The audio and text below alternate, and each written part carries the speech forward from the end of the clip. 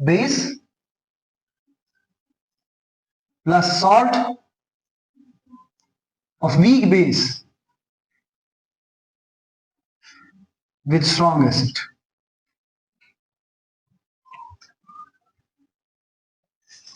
अब इसमें सपोज पहले मैं एग्जांपल के थ्रू एक्सप्लेन करूं कि ये पीएच कैसे मेंटेन रखते हैं। लाइक मैं ले लूं अमोनियम हाइड्रोक्साइड NH4OH, ये अमोनियम हाइड्रोक्साइड है जो कि वीक बेस है। एक कंटेनर है, इसमें अमोनियम हाइड्रोक्साइड का सॉल्यूशन है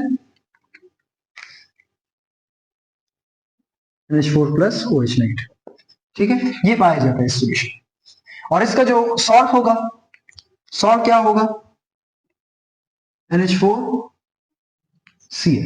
ये Cl जो पार्ट है ये स्ट्रॉन्ग एसिड लाइक HCl का पार्ट है, ये स्ट्रॉन्ग एसिड का पार्ट है, और ये जो है ये वीक बेस का पार्ट है। सो ये सॉल्ट बना वीक बेस का, किसके साथ, स्ट्रॉन्ग एसिड के साथ बना। अब इस सॉल्यूशन में लेट्स सपोज मैं कोई और बेस डाल दूं like sodium hydroxide, ammonium hydroxide, ये डिसोसिएट होगा अमोनियम आयन में प्लस हाइड्रोक्साइड आयन। अब जैसे ही इसमें बेस डाला गया लाइक NaOH, जो कि कंप्लीटली डिसोसिएट होगा सोडियम केटाइन में प्लस हाइड्रोक्साइड आयन, सॉरी यहां पे नेगेटिव है। अब यहां पे जैसे डिसोसिएट हुआ, यहां पे इनकी कॉन्सेंट्रेशन जो है वो इंक्रीज हो गई, और यहां पे जैसे पिछले में H प्लस का कॉमन आयन था, यहां पे OH कॉमन आयन है, ये कॉमन आयन हो गया। सो ली-चर्चिल प्रिंसिपल के मुताबिक वॉल्यूम किस तरफ शिफ्ट होगा, ये बैक साइड पे इस साइड पे शिफ्ट होगा। सो इस साइड पे शिफ्ट होगा, जितना OH इंक्रीज हुआ था, OH इंक्रीज होने से pH क्या होता है, OH जितना इंक्रीज होता है pH भी इंक्रीज हो जाता है। अगर pH इंक्रीज हो गया, सो जो मैंने सॉल्यूशन बनाया था वो अपने पीएच में मेंटेन नहीं रहा, सो जो मैं काम कर रहा हूं वो डिस्टर्ब हो जाएगा। सो मुझे उसका पीएच मेंटेन रखना होगा, सो वो बफर मेंटेन रखेगा। और बफर कैसे रखता है कि यहाँ पे कॉमन आयन हो गया, ये पूरा इक्विलिब्रियम इस साइड पे शिफ्ट होगा, वो दोबारा जितना OH इंक्रीज हुआ तो वो दोबारा इसके पास रिकंबाइन हो जाएगा, रिकंबाइन होकर अमोनियम हाइड्रोक्साइड बना देगा। सो अमोनियम हाइड्रोक्साइड बन गया, सो इसकी कॉन्सेंट्रेशन कम हो जाएगी। सिमिलरली अगर इसी सोल्यूशन में कोई एसिड डाला जाए, सोडियम हाइड्रोक्साइड का सोल्यूशन है, बफर सोल्यूशन, और इसी में लेट सपोज HCl डाल दिया या H2SO4 भी डाल सकते हैं, ठीक है, इसमें ये डाला या HI भी डाल सकते हैं। अब जब इसमें ये डाला, सो क्या हुआ यहां पे रिएक्शन,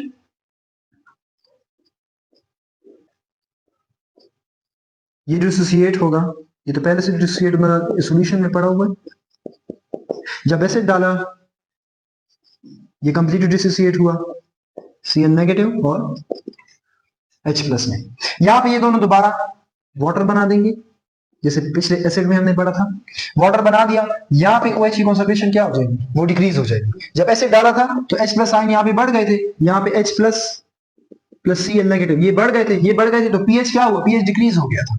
सो ये क्या करता है, बफर कैसे मेंटेन रखता है pH, इसका जो OH है और इसका H प्लस है ये मिल जाते हैं, इससे वाटर, यहाँ पे OH की कॉन्सेंट्रेशन कम हो गई, OH की कॉन्सेंट्रेशन कम हो गई, सो ये और डिसोसिएट होगा, और होगा तो इसमें OH की कॉन्सेंट्रेशन फिर से बढ़ जाएगी, और फिर से बढ़ के वो दोबारा pH को मेंटेन रख देगी। सो इस तरह ये बेसिक बफर था जो अपने pH को मेंटेन रखती है। मूव करते हैं इसकी एग्जांपल की तरफ कि इसकी कौन कौन सी एग्जांपल है। ये तो अमोनियम हाइड्रोक्साइड है, इसकी पर और भी एग्जांपल है।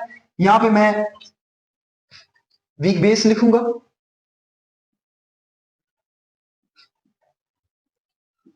और इधर इनके सॉल्ट्स, ठीक है। जैसे वीक बेस में है, वीक बेस में इथाइल अमाइन हो गया,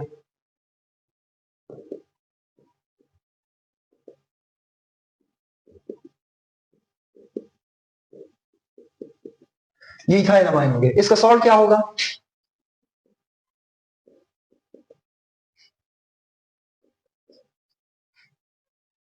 ये इसका सॉल्ट हो गया, ये स्ट्रॉन्ग पार्ट है इसका हो गया। इस sir next example, ammonium hydroxide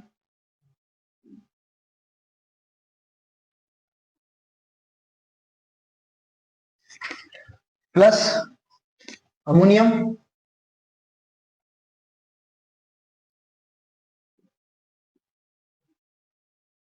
chloride, like ये हो गया, और इसका सॉल्ट क्या होगा NH4 Cl। और सिंपल ये नहीं हो सकता, अगर अमोनियम हाइड्रोक्साइड हुआ इसका साल्ट, अमोनियम सल्फेट भी हो सकता है, अमोनियम सल्फेट।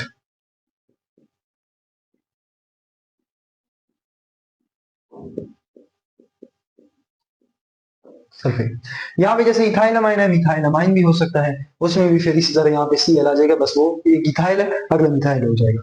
इसी तरह third example pyridine.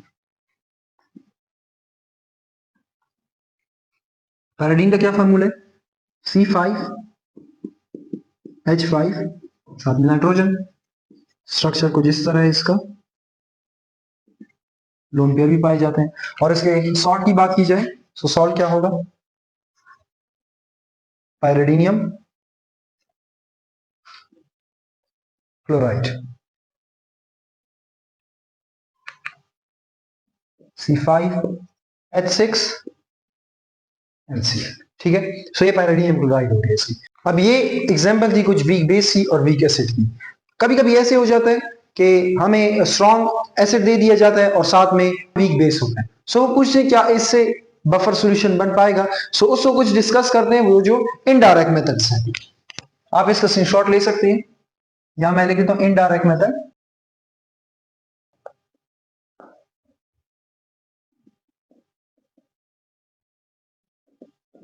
Preparation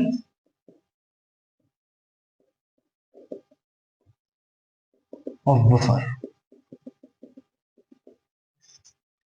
like let's suppose मैं पहले एग्जांपल देखूं, पायरिडीन C5H5N, और इसके साथ मैं स्ट्रॉन्ग एसिड लें। सॉल्ट मैंने नहीं लिया, मैंने साथ में स्ट्रॉन्ग एसिड लिया, तो ये पॉसिबल है कि इससे बफर सॉल्यूशन बने? अगर यहां देखा जाए तो मैं तो डायरेक्ट कहूंगा नहीं, नहीं पॉसिबल। लेकिन अगर इसका रिएक्शन हो, सो रिएक्शन होने के बाद क्या बनेगा?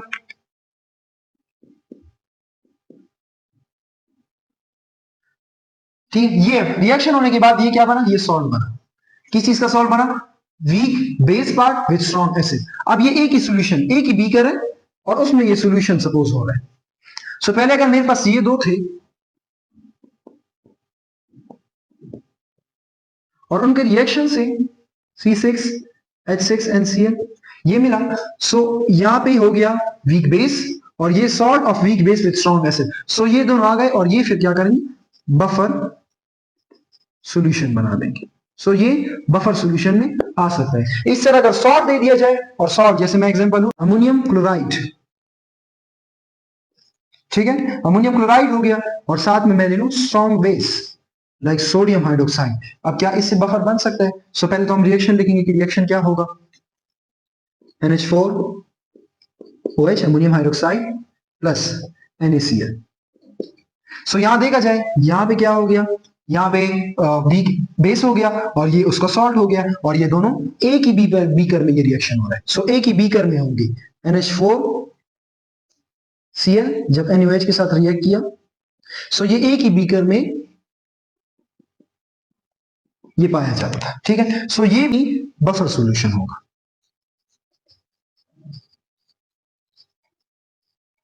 ठीक है, सो एक ये था, सॉरी यहां पे 5 है।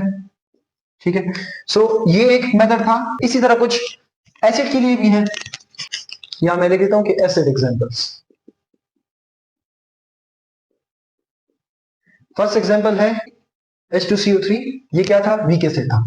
अब अगर इसके साथ स्ट्रॉन्ग बेस दे दिया जाए, क्या इसका बफर बन पाएगा? सो सबसे पहले तो हम रिएक्शन लिखेंगे कि रिएक्शन क्या हो रहा है।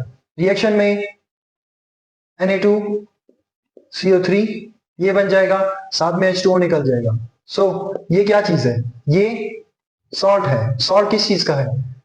स्ट्रॉन्ग जो बेसिक पार्ट आया हुआ है वीक एसिड का स्ट्रॉन्ग बेस के साथ। और ये क्या चीज है? ये है वीक एसिड, वीक एसिड। ठीक है, सो ये मिल जाएंगे और इनसे एक बफर बन जाएगा। ना कि एक सॉल्यूशन में बना दूं, इस सॉल्यूशन में था H2CO3 भी था, ये कंबाइन हुआ स्ट्रॉन्ग बेस के साथ। और एक और बात, मैं एक बात बताना भूल गया कि यहां पे ये एक्सेस में होगा, ये चीज एक्सेस में होनी चाहिए। जैसे ये था, ये एक्सेस में हो और ये लिमिटेड हो।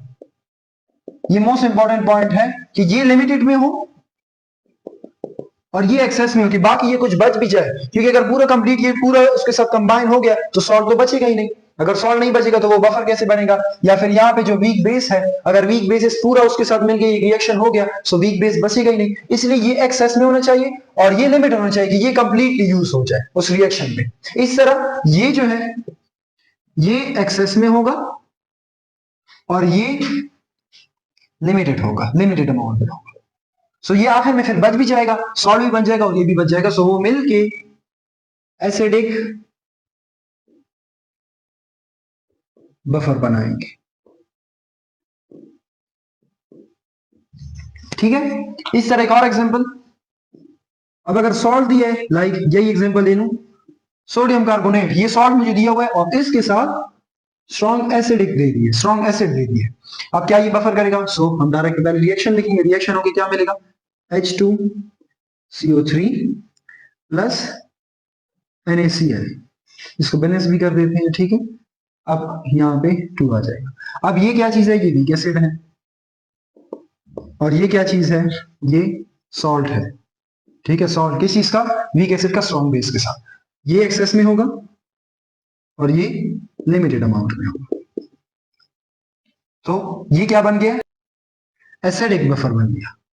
एसिडिक बफर, यहाँ पे H2CO3 भी है और Na2CO3 भी है। ये क्या हो गया? ये एसिडिक बफर बन गया। ये सारे मेथड थे किस तरह एसिडिक बफर और बेसिक बफर को बनाया जाता है, किस तरह मेथड किए जाते हैं। कभी स्ट्रॉन्ग पार्ट भी दे देते हैं, स्ट्रॉन्ग एसिड दे देते हैं। ठीक है, उसके जरिए भी हम आसानी से उसको बना सकते हैं।